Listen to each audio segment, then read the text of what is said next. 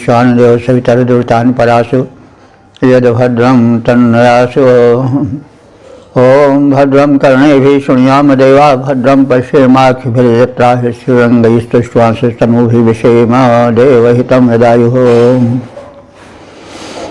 वेद प्रेमियों सुधीर श्रोताओं, परम सौभाग्य का विषय है कि हम सब साक्षात परब्रह्म परमात्मा की वाणी ऋग्वेद की व्याख्या का अवसर पा रहे हैं, कह रहे हैं, सुन रहे हैं। और संप्रति हम सब ऋग्वेद के 5वें मंडल में प्रवेश करने जा रहे हैं। यह अब इसके पहले हम 5वें मंडल का कुछ वैशिष्ट्य जान लें। पंचम मंडल के मंत्र दृष्टा ऋषि अत्रि एवं उनके वंशज ऋषि हैं। अस्तु इस मंडल का नाम आत्रेय मंडल है। मंडल का ही होता है वंश या परिवार। तो ऋषियों का जो परिवार होता था, क्योंकि ऋषि जो थे वो पुत्र पौत्र वाले होते थे, और ऋग्वेद काल में ये जो ऋषि थे उनकी पत्नियां होती थीं, संतानें होती थीं। यद्यपि वे व्यक्त होते थे एक तरह से, लेकिन उनका जीवन संतानों से युक्त होता था। ये तो बौद्धों के आगमन के साथ बाइकाट हुआ कि साधु विवाह न करें, तो बहरहाल तो एक अलग का विषय रहा। तो मंडल परिवार को कहते हैं। तो इस पंचम मंडल के मंत्र दृष्टा ऋषि अत्रि एवं उनके वंशज ऋषि हैं। अस्तु इस मंडल का नाम आत्रेय मंडल है। इस मंडल में 87 सूक्त एवं 727 मंत्र हैं। सूक्त संख्या 1 से 28 तक में अग्नि की स्तुति है। इसमें 5वां सूक्त आपी सूक्त है। सूक्त संख्या 29 से 39 तक इंद्र स्तुति। 40वें सूक्त में इंद्र को सोमपानार्थ आमंत्रित किया जाता है। 41वें से 51वें सूक्त तक विश्व देवा की स्तुति है। 52वें से 61वें तक मरुतों की स्तुति। 62वें से 72वें सूक्त तक मित्रा वरुण की युगल रूप में स्तुति है। 73वें से 78वें तक अश्विनी कुमारों की स्तुति। 79वीं और 80 इन सूक्तों में उषा का काव्यात्मक वर्णन है। 81वें और 22वें सूक्त में सविता की स्तुति। 83वें सूक्त में पर्जन्य का काव्यात्मक चित्रण है। 84वें में पृथ्वी, 85वें में वरुण की प्रार्थना है। 86वें में इंद्राग्नि और 87वें सूक्त में मरुतों की स्तुति है। स्तुति के दौरान प्रार्थक देवता से उनकी अनुकंपा की प्रार्थना, उनके गुणधर्मों का कथन, उनसे अभीष्ट पूर्ति हेतु सुख, स्वास्थ्य एवं दीर्घायुष्य की कामना का विशेष समावेश है। अब हम एक सामान्य परिचय के पश्चात अब व्याख्या क्षेत्र में प्रवेश करें। तो अब हम प्रवेश करने जा रहे हैं ऋग्वेद के 5वें मंडल में। इस 5वें मंडल के पहले सूक्त में 12 मंत्र हैं। मंत्र दृष्टा ऋषि हैं बुध और गविष्ठिर आत्रेय, छंद त्रिष्टुप और देवता अग्नि हैं। इस 5वें मंडल के पहले सूक्त के पहले मंत्र का शीर्षक है प्रातः कालीन यज्ञाग्नि की ऊंची उठती लपटों की शोभा का कथन। अब संबंधित मंत्र का सर्वप्रथम सस्वर पाठ हो जाए।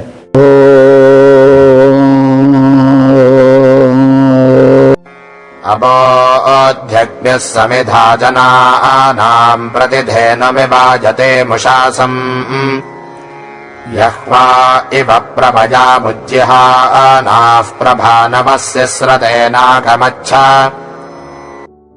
इस प्रथम मंत्र में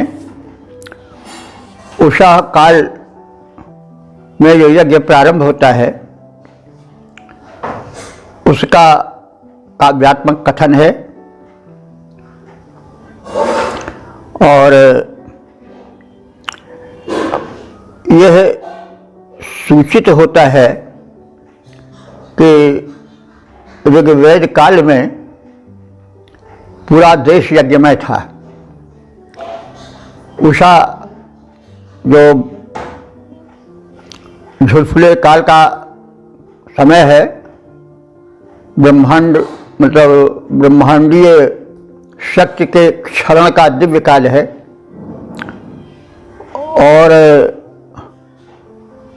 इस झुलफुली बेला को उषा काल कहते हैं। उस समय में यज्ञ क्रियाकलाप प्रारंभ हो जाते थे। यज्ञ वेदी में समिधा यानी काष्ठ आदि जैसे कि अग्नि प्रज्वलित होती है उनको सुसज्जित करके यज्ञ क्रिया प्रारंभ हो जाती थी और स्वाहा स्वधा वखट के उच्चार से वातावरण गुंजित हो जाता था। यज्ञाग्नि से उठती लपटें और धूम्र से वातावरण सुवासित हो जाता था। यह बड़ी ही सुव्यवस्था थी और संभवतः उस समय शासन द्वारा यह नियम बना दिया गया था कि प्रत्येक घर में यज्ञाग्नि का प्रज्वलन होना अनिवार्य है। तो इससे स्पष्ट है कि जो बताया जाता है कि सतयुग में लोगों के विचार सतोगुणी होते थे, पाप का अंश बहुत कम था और लोगों की आयु बहुत होती थी, तो उसका कारण यही यज्ञीय वातावरण है। यज्ञीय वातावरण से जो वायुमंडल है वो पवित्र हो जाता है, सुवासित हो जाता है। जो दिव्य शक्तियां हैं, वायु और पृथ्वी आकाश, ये सब औषधीय द्रव्यों की सुवास से भर जाते थे और जो वातावरण में वायुमंडल में रोग कीट तैरा करते हैं करोड़ों अरबों खरबों की संख्या में, वे सब नष्ट हो जाते थे। तो जब स्वस्थ वातावरण में वायुमंडल में व्यक्ति सांसें लेता था तो जीवनी शक्ति का संवर्धन स्वाभाविक है। पहाड़ी प्रदेशों में जहाँ पर कि वनों की अधिकता है और जहाँ पर प्रदूषण कम है, वहाँ आज भी दीर्घायु लोगों की होती है, क्योंकि प्राण भी तो एक वायु ही है।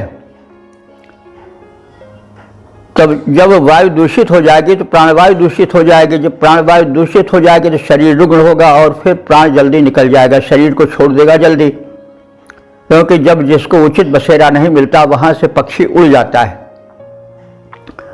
तो इसलिए यज्ञ का बड़ा महत्व है। आज दुर्भाग्य है कि देश में यज्ञीय वातावरण का अभाव हो गया है। वायुमंडल यज्ञीय धूम के स्थान पर पेट्रोलियम के धूम से भरा हुआ है। तरह तरह के कीटाणु पल रहे हैं। रोगों से पूरा भूगोल संत्रस्त है। कोरोना से कंपित हो रहा है जगत। Atom bomb, hydrogen bomb, missile सब बेकार पड़ी हैं। तो भाई यदि देश को स्वास्थ्य से, सुख से संपन्न करना है तो मैं वैदिक युग को उतारना होगा, अन्यथा फिर जो विष बोएगा वो विष ही काटेगा और क्या। तो इसी यज्ञीय वातावरण का चित्रण इस प्रथम मंत्र में हुआ है। प्रातःकाल उषा के आगमन के साथ ही साथ एक और तो गौशाला में धेनुएं जागृत हो जाती हैं, दूसरी ओर यज्ञशाला में, यज्ञ वेदी में अग्निदेव का प्रज्वलन हो जाता है, आहुतियाँ पड़ने लगती हैं, अग्नि की ऊंची ऊंची लपटें उठने लगती हैं। तो इन्हीं सब का चित्रण, यज्ञीय वातावरण की उपस्थिति का कथन इस मंत्र में हुआ है। काव्यमयता है शैली में। आयातीम उषसाम प्रति धेनुम इव, उषा के आगमन के साथ ही साथ जैसे धेनुएं जग जाती हैं, वैसे ही यज्ञशाला में अग्नि जल जाती है, प्रज्वलित हो जाती है, यज्ञ के में आहुति डालने के प्रयोजन से, यज्ञ के प्रयोजन से। तो जना नाम समिधा अग्नि अबोध, जना नाम माने मनुष्य, यानी जो अध्वर्युगण हैं, हवन के कार्य को संपन्न कराने वाले हैं, वे सजग हो जाते हैं और अग्नि को अबोध, अबोध माने प्रज्वलित करते हैं। तो अध्वर्युगण, यज्ञ कराने वाले पुरोधा, यज्ञशाला में, यज्ञवेदी में अग्नि को प्रज्वलित करते हैं, जगाते हैं। अबोध माने जगाना, तो वही जगाना, प्रज्वलित करना।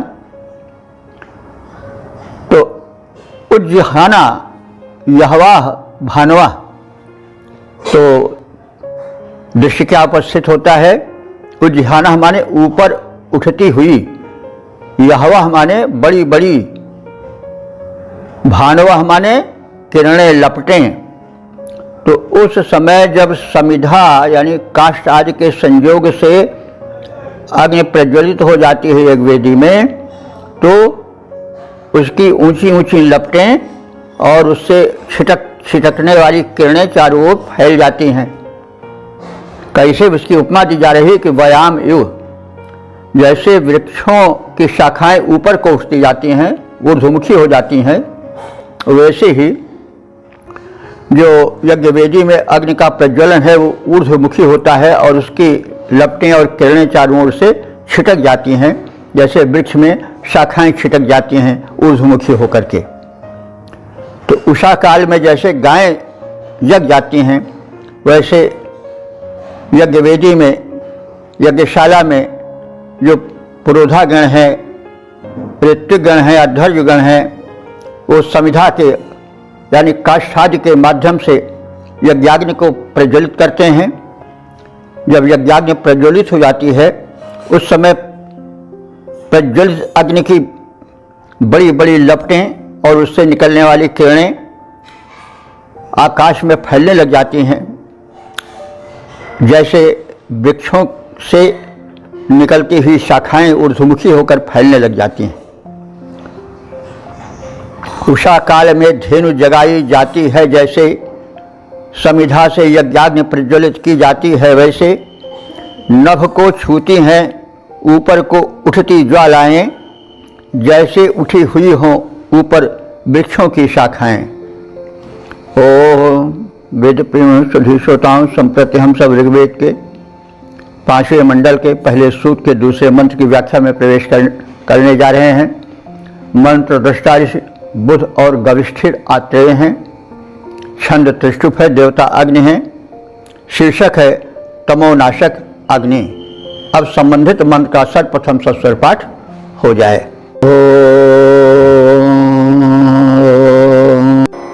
अबाधिहोता जजथा जदेवानोर्ध्व अग्निः सुमनाः प्रातरस्थात् समिद्धस्य ऋषददर्शिपादो महान् देवस्तमसो निरमोचे। इस दूसरे मंत्र में उषःकालीन वेला में अग्नि के प्रज्वलन और वातावरण के आलोकित होने का चित्रण है।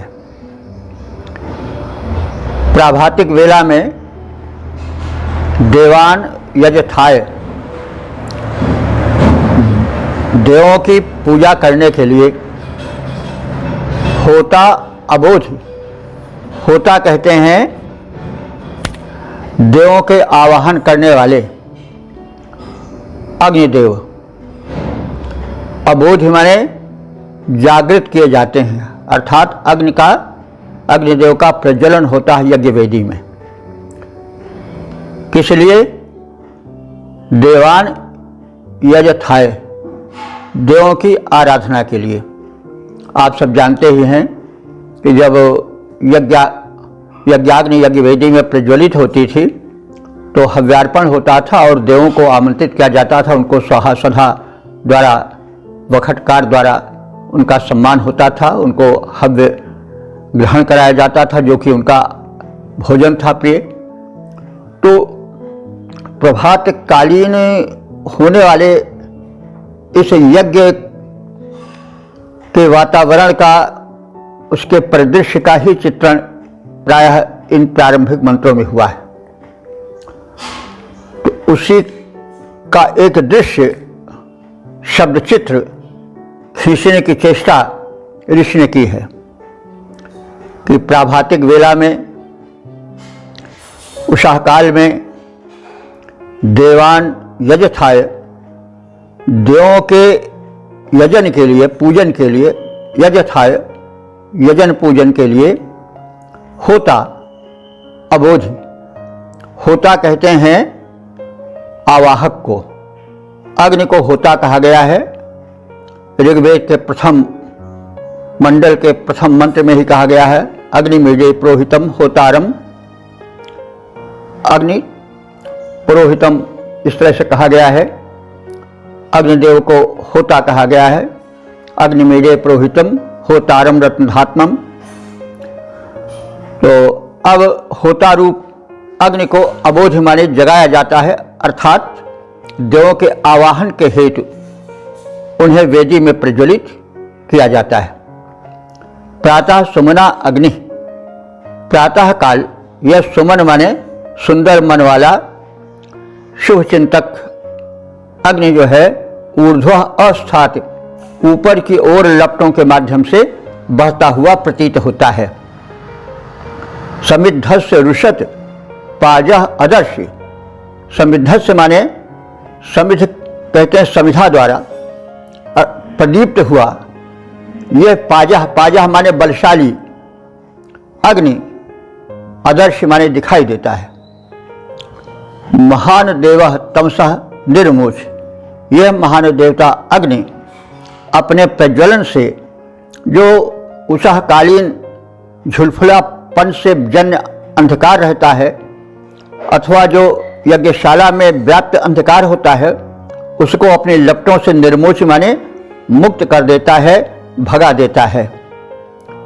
तो देवों की पूजा करने के लिए इस यज्ञाग्नि को मनुष्य प्रातः काल प्रज्वलित करते हैं, तब यह ऊर्ध्वगामी होता है, यानी लपटें ऊपर उठने लगती हैं। उस समय उसकी तेजस्विता प्रकट होती है, यानी जब अग्नि प्रज्वलनशील हो जाता है तो उसकी लपटों में तेजी आती है और वो तेजस्वी प्रतीत होने लगता है, और चारों ओर का जो अंधकार रहता है झुलफुलेपन का अथवा यज्ञशाला के भीतर का, वो सब का सब छट जाता है। तो इस प्रकार से इसमें यज्ञीय वातावरण का चित्रण किया गया है। प्रातःकाल यज्ञ होता था, उस समय अग्नि का प्रज्वलन होता था, तो किस प्रकार की छटा दीख पड़ती थी, उन सब को चित्रित करने की चेष्टा इन मंत्रों में है। तो यह भी सूचित करता है कि उस समय यज्ञ प्रति घर में प्रज्वलित किया जाता था और आहुति डाली जाती थी। उसके साथ ही साथ देवों का स्मरण किया जाता था, पूजन चिंतन मनन होता था। तो यह एक याज्ञिक महोत्सव था, याज्ञिक वातावरण था जो कि पूरे देश में छा जाता था। लोग प्रातः जग करके हवन कर्म में संलग्न हो जाते थे, देवाराधन में तत्पर हो जाते थे, और इस प्रकार से पूरा दिन सात्विकता से भर जाता था।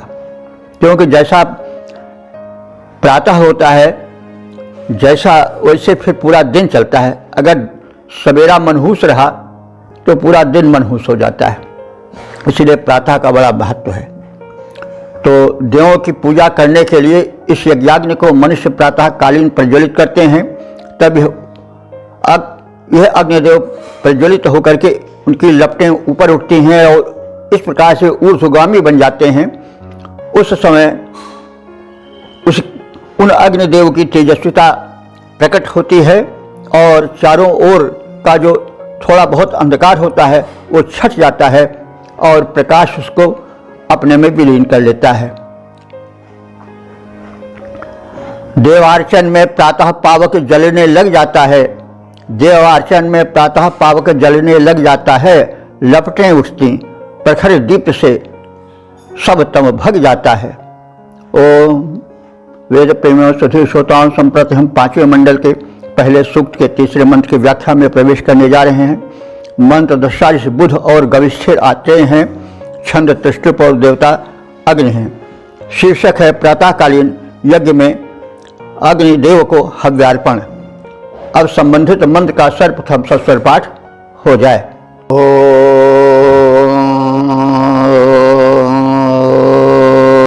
यदेऽङ्गणस्य रशनामजे शुचिरङ्गे शुचिभिर्गोभिरग्निः आदक्षिणायुज्यते वाजयन्त्यत्तानामूर्ध्वो अधयज्जुहोभिः।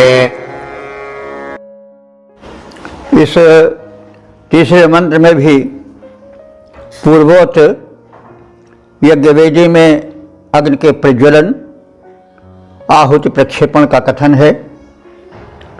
यत माने जब, शुचि ही अग्नि, यह पवित्र अग्नि, शुचिभी गोभी, शुचिभी माने पवित्र और गोभी माने किरणों के साथ देखिए, गो माने कई अर्थ होते हैं।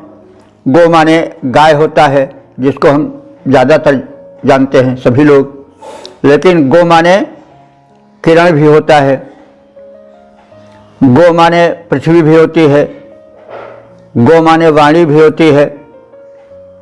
तो इस प्रकार से गो शब्द के कई अर्थ हैं। प्रसंगानुकूल अर्थों को निकाला जाता है। तो यहाँ अग्नि के प्रज्वलन का प्रश्न है तो वहाँ पर गो से तात्पर्य होगा, अर्थ होगा किरणों का। तो शुचि भी गोभी, तो जब अग्नि देवता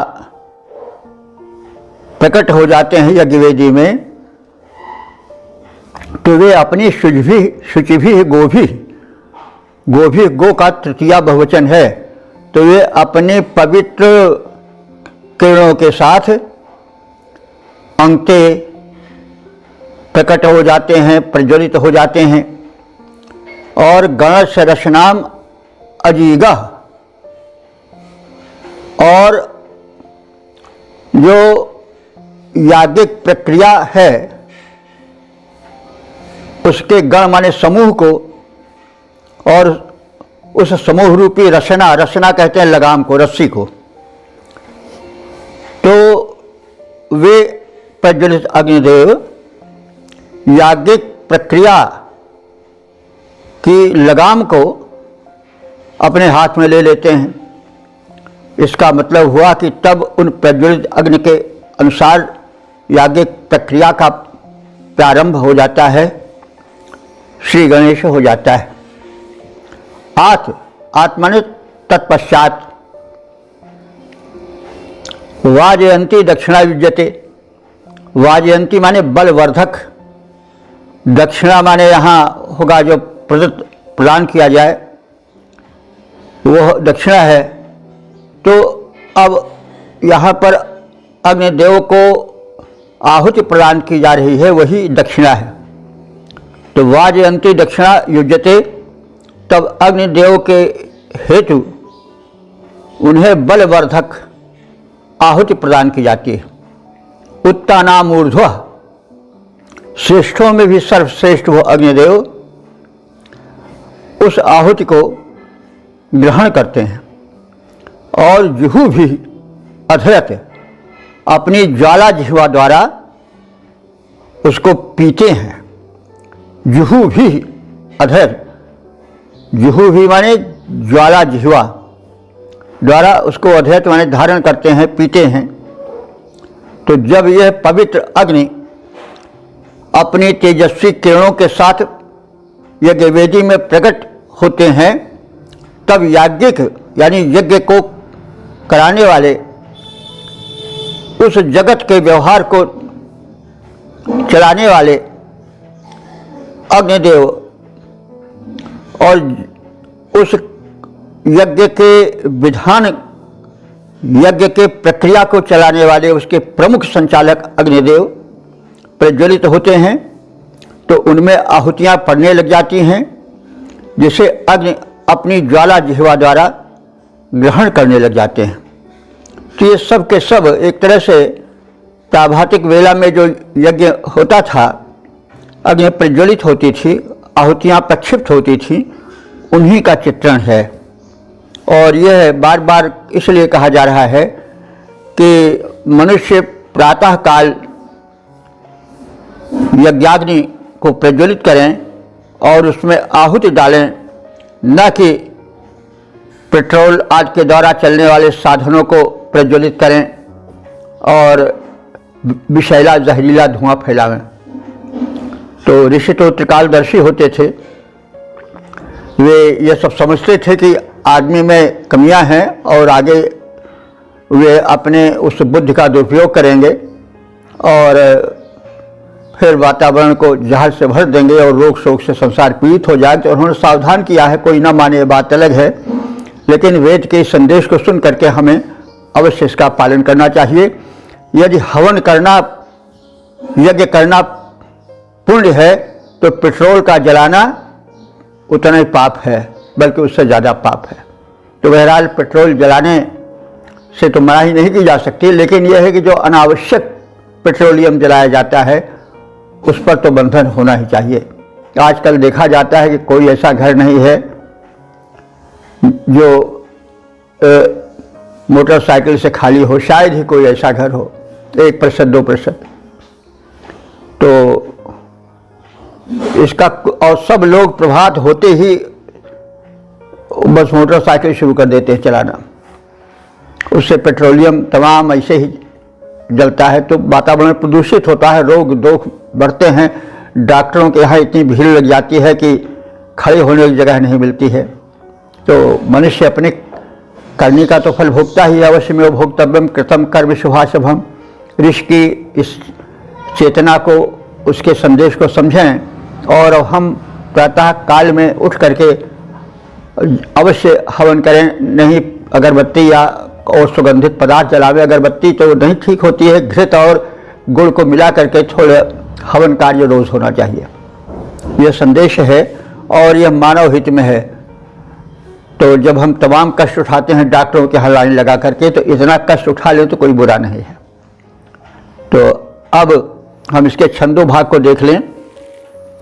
जब तेजस्वी अग्नि प्रज्वलित रश्मि रूप छवि पाता, जब तेजस्वी अग्नि प्रज्वलित रश्मि रूप छवि पाता, याज्ञिक कार्यकलाप हर्षपूर्वक चलने लग जाता, आहुतियाँ पड़ने लग जाती, बह उठती घृत धारा, पावक पीने लगता उसको ज्वाला जिह्वा द्वारा। ओम वेद प्रेमियों सुधीर श्रोताओं, संप्रति हम सब ऋग्वेद के 5वें मंडल के प्रथम सूक्त के 4थे मंत्र की व्याख्या में प्रवेश करने जा रहे हैं। मंत्र दृष्टा से बुध और गविश्वर आत्रेय हैं, छंद तुष्टुप और देवता अग्नि हैं। शीर्षक है प्रातः यज्ञाग्नि के सक्रियता का कथन। अब संबंधित मंत्र का सर्वप्रथम सस्वर पाठ हो जाए।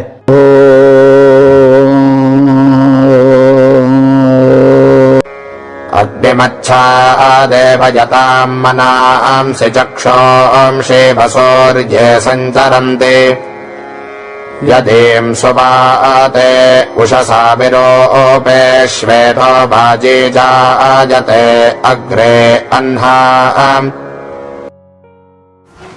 इस चौथे मंत्र में प्राभातिक वेला में यज्ञाग्नि के प्रज्वलित होने के प्रति जो जन जन में उत्कंठा होती है उसका कथन है। सूर्य चक्षुंषिव, सूर्य में चक्षुंष माने निगाहें, नेत्र यू माने समान जैसे। तो जैसे उषा काल के आने पर लोग सूर्योदय की प्रतीक्षा करते हैं कि जल्दी से सूर्योदय होते और हम कार्य को करते, वैसे ही लोग जो हैं अग्निदेव के प्रज्वलित करने की प्रतीक्षा करते हैं। देवयताम मनांसि अग्निम, अच्छा संचलन थी, यानी देवों के उपासकों के मन में अग्नि के प्रज्वलन की इच्छाएं मंडराने लगती हैं। यत जब विरूपी माने अनेक रूपों वाली उषसा सुवाते, उषा को अंतरिक्ष में धरा और गगन प्रकट करते हैं, तो श्वेता बाजी, तब श्वेत माने स्वच्छ, बाजी माने अश्व के समान बलवान अग्नि भी अपनी प्रखर दीप्त आभा के साथ प्रकट होने लग जाते हैं। और अन्हामग्रे, दिन के प्रारंभ में, यानी दिन के बिल्कुल अगले क्षणों में, अर्थात दिन के प्रारंभ होते ही जायते माने अग्निदेव जो हैं वो वेदी में प्रकट हो जाते हैं। तो लोगों की आंखें जैसे सूर्योदय की प्रतीक्षा करती रहती हैं, वैसे देवों के याजक, देवोपासक अग्नि के प्रकट होने की प्रतीक्षा करते हैं कि जल्दी से उषा काल आवे और अग्नि प्रज्वलन हो, स्वाहा स्वधा के साथ जो है वो हव्यार्पण हो अग्नि में। और द्यावा पृथ्वी जो है उषा के साथ तेजस्वी बलवान अग्नि को भी प्रकट करते हैं। तात्पर्य कि एक ओर प्रकृति में उषा प्रकट होती है, द्यावा पृथ्वी के संयोग से ही, द्यावा माने आकाश, द्युलोक, और पृथ्वी माने पृथ्वी। तो उषा काल पृथ्वी के ही गति से तो पैदा होता है। जब पृथ्वी घूमती है तो फिर उसी के हिसाब से दिन रात होता चलता है सूर्य के संपर्क से। तो इस प्रकार से समस्त कालों की जननी पृथ्वी कही जा सकती है। तो और आकाश भी कहा जा सकता है, द्युलोक भी कहा जा सकता है, क्योंकि सूर्य द्युलोक के स्वामी हैं और उनके संपर्क से और पृथ्वी के संपर्क से दिन का होना, रात का होना, सायंकाल का होना, उषा काल का होना संभव हो पाता है। तो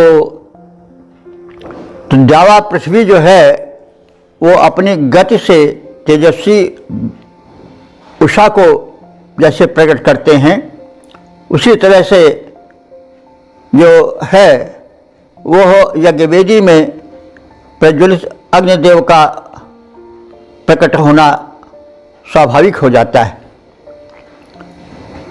तो लोगों की आंखें जैसे सूर्योदय की प्रतीक्षा करती रहती हैं, वैसे जो याज्ञिक लोग हैं, यज्ञ कराने वाले यजमान और याजक गण हैं, वे यज्ञवेदी में अग्नि को प्रकट करने की प्रतीक्षा में लगे रहते हैं।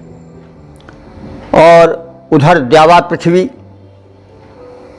के संपर्क से, के प्रभाव से उषा काल आता है धरती पर, तेजस्वी किरणें छिटकने लगती हैं, थिरकने लगती हैं, नाचने लगती हैं गगन में और धरामंडल में। उसी के साथ साथ भूमंडल में, यज्ञशाला में, यज्ञवेदी में बलवान अग्नि का प्रज्वलन होता है और वो भी अपना रूप दिखाते हैं। और इस प्रकार से संपूर्ण जो है वह जगत यज्ञमय हो जाता है। लोग प्रतीक्षा सूर्योदय की करते रहते, जैसे लोग प्रतीक्षा सूर्योदय की करते रहते जैसे देवोपासक अग्नि ज्वलन के उत्सुक दिखें, वैसे द्यावा पृथ्वी एक ओर सुंदरी उषा को लाती, द्यावा पृथ्वी एक ओर सुंदरी उषा को लाते और दूसरी ओर दीप्त पावक को हैं प्रकटाते। ओम वेद प्रेमियों सुधीर श्रोताओं, संप्रति हम ऋग्वेद के 5वें मंडल के पहले सूक्त के 5वें मंत्र की व्याख्या में प्रवेश करने जा रहे हैं। मंत्र दृष्टा बुध और गविष्ठिर आते हैं। छंद है त्रिष्टुप और देवता हैं अग्नि। शीर्षक के प्रातःकालीन बेला में देवों के आवाहक अग्नि का प्रकटीकरण। अब संबंधित मंत्र का सर्वप्रथम सस्वर पाठ हो जाए।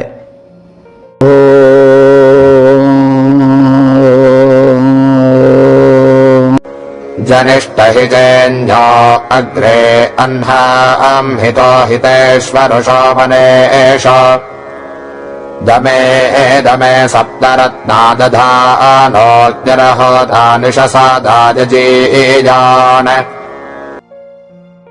इस 5वें मंत्र में भी उषाकालीन वेला में जो याज्ञिक प्रक्रिया प्रारंभ होती है उसमें जो अग्नि देवता का प्रकटीकरण होता है, आहुति आदि डालने की जो प्रक्रिया होती है उसी का चित्रण है। तो जन्य माने उत्पन्न होने योग्य, ये अग्नि का विशेषण है। अग्नि जो है वो प्राभातिक वेला में उषा काल में उत्पन्न हो जाने के योग्य हैं, यानी उनको यज्ञवेदी में प्रकट हो जाना चाहिए, यानी याज्ञिक प्रक्रिया उषा काल में प्रारंभ हो जानी चाहिए। अन्हामग्रे, अन्हामग्रे में अन्न कहते हैं दिन को, और अग्रे माने आगे। तो दिन का अगला कौन भाग है?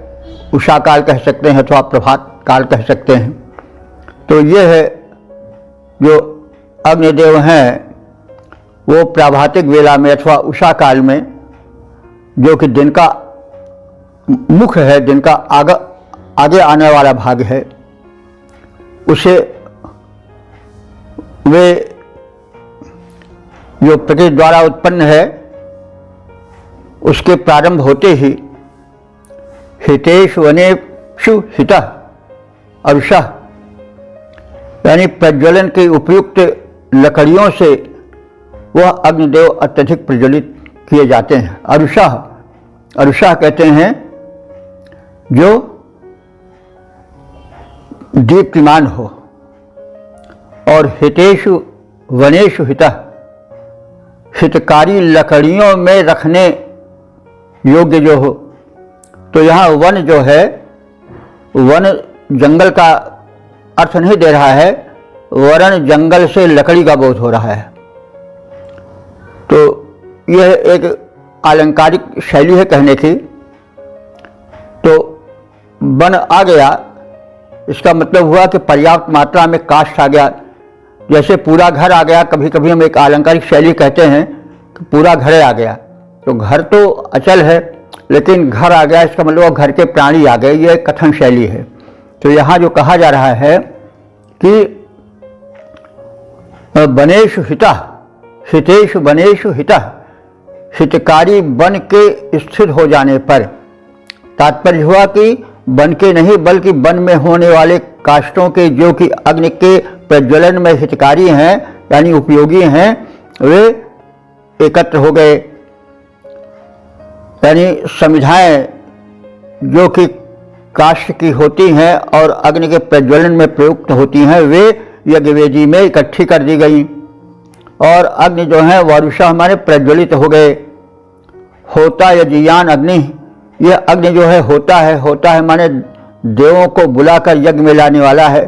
यजीयान माने पूज्य है, तो वैसा देवों का आवाहक पूजनीय अग्नि जो है वो दमे दमे, दमे दम कहते हैं घर को।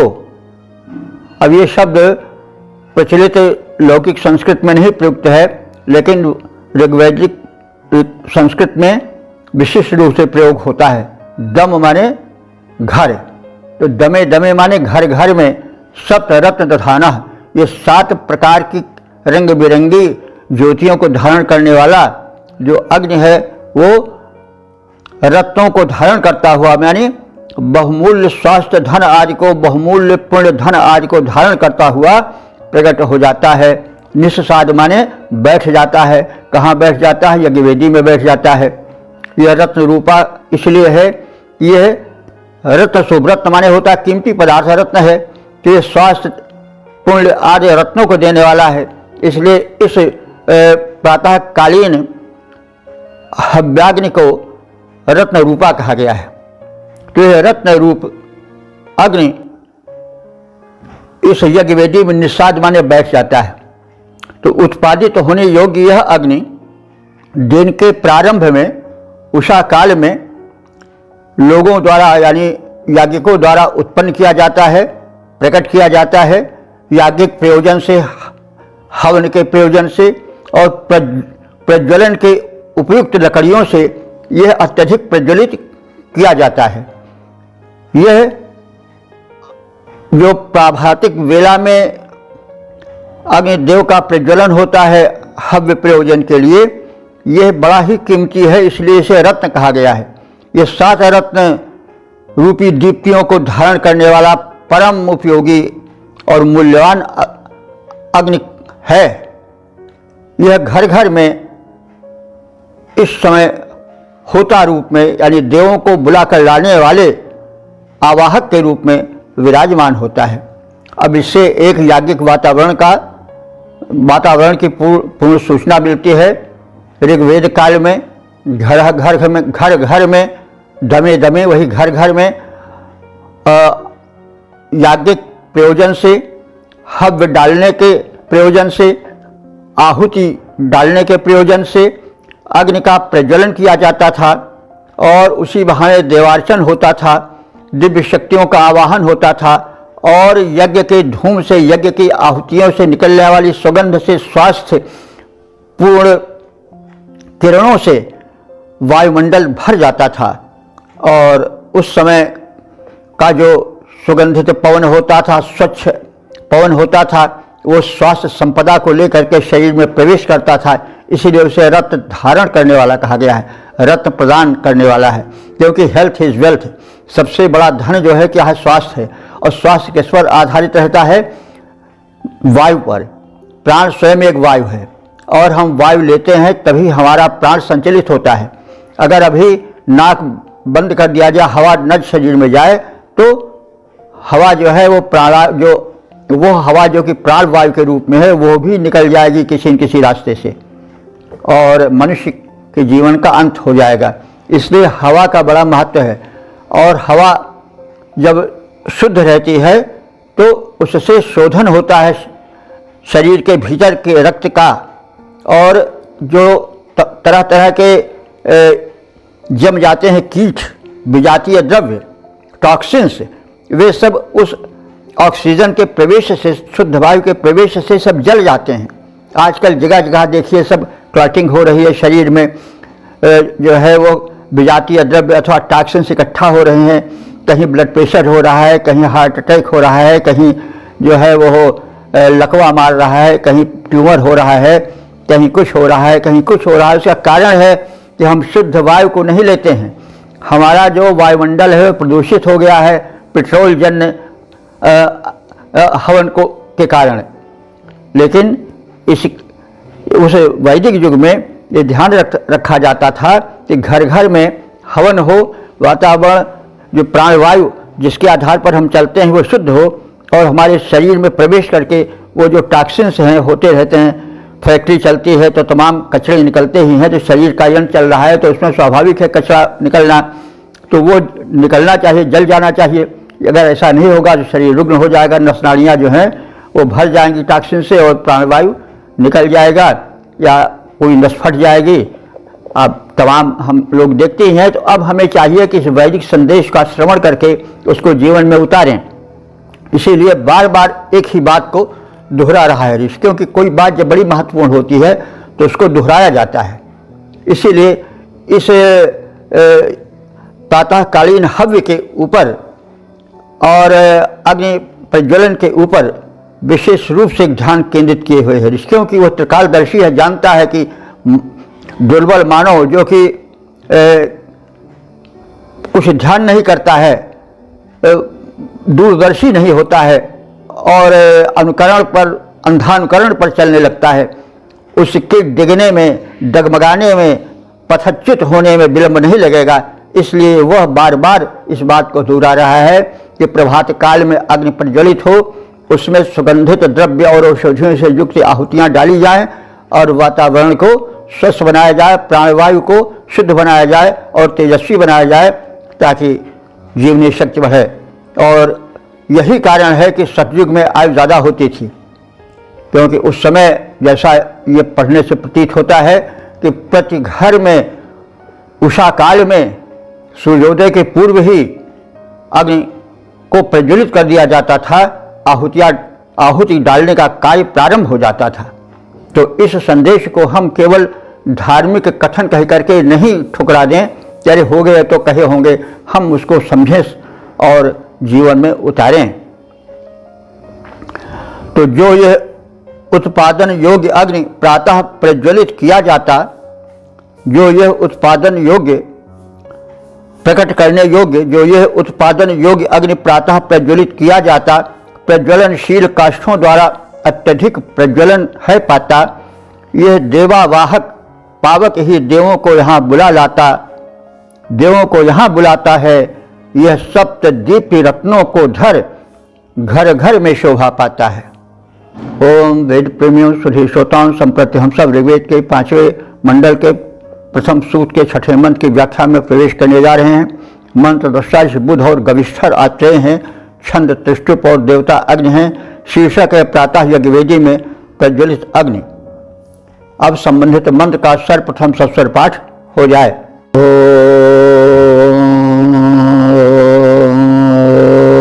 अग्निरहोतान्यसे दत्यजे जानुपस्थे मातुस्वरभावलोके युवा कविः पुरनिष्ठरता वा धर्ता कृष्टेनामुतमध्य इद्धः। इस छठे मंत्र में अग्निदेव की महत्ता और उनकी दयालुता का प्रतिपादन है। जनहित में अग्निदेव प्रकट होते हैं और पृथ्वी की में जो वेदी बनी रहती है, उस वेदी रूपी गोद में बैठ जाते हैं। जैसे पुत्र माता की गोद में बैठ जाता है, वैसे अग्नि देवता प्रातः वेदी रूपी माता के गोद में बैठ जाते हैं। किस लिए? जनहित में। क्योंकि उनके बैठ जाने से आहुति डाली जाएगी, आहुति के द्वारा वायुमंडल शुद्ध होगा, वायुमंडल के शुद्ध और स्वास्थ्यप्रद होने से जो है वह जनजीवन सुखी और स्वस्थ होगा। यज्ञ की बड़ी महत्ता है। यज्ञ से वायुमंडल तो शुद्ध होता है, साथ साथ वायुमंडल में जब वो धूम उठता है तो बादलों में मिल जाता है, तो जो वृष्टि होती है वो भी बड़ी ही स्वास्थ्यप्रद होती है और रुजहारिणी होती है।